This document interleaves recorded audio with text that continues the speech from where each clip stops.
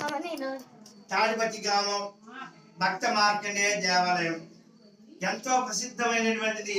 భక్త మార్కండేయ స్వామి వారికి దేవాలయం 15 సంవత్సరాల వయసులో మహా గొప్ప భగవంతుని యొక్క అనుగ్రహాన్ని పొందినటువంటి భక్త మార్కండేయ స్వామి.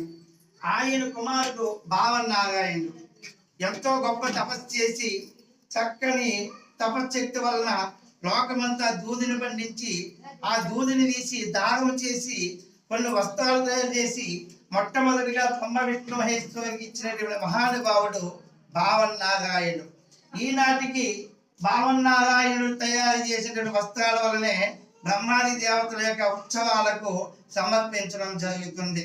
ముందు వస్త్రాలు ఇచ్చిన తర్వాతే అన్ని ఆభరణాలు కూడా ధరించడం జరుగుతుంది. మానవులు సంతోషమైనటువంటి విషయం ఇందులోనూ కూడా లేనటువంటి ప్రక్రియ ఒక్క భావనాసి తయారు చేసినటువంటి వస్త్రాల్లోనూ మాత్రమే సంతోషం కనబడుతుంది. పంచభక్ష పరమాణాలతో అష్టైశ్వర్య భాగ్యాలతో ఇందులోనూ లేనటువంటి సంతోషము భావనాసి తయారు చేసిన బట్టలలోనే మనకు సంతోషాన్ని పొందుతూ ఉన్నాము. అంతటి పరమ పవిత్రమైనటువంటి దేవాలయము భక్త మార్కండేయ దేవాలయము తాటిపత్రి గ్రామము.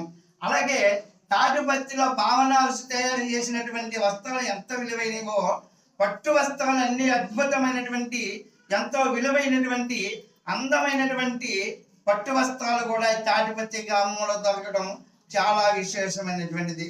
ఇంతటి పరమ పవిత్రమైనటువంటి దేవాలయము భక్త మార్కండేయ దేవాలయము తాటిపత్రి.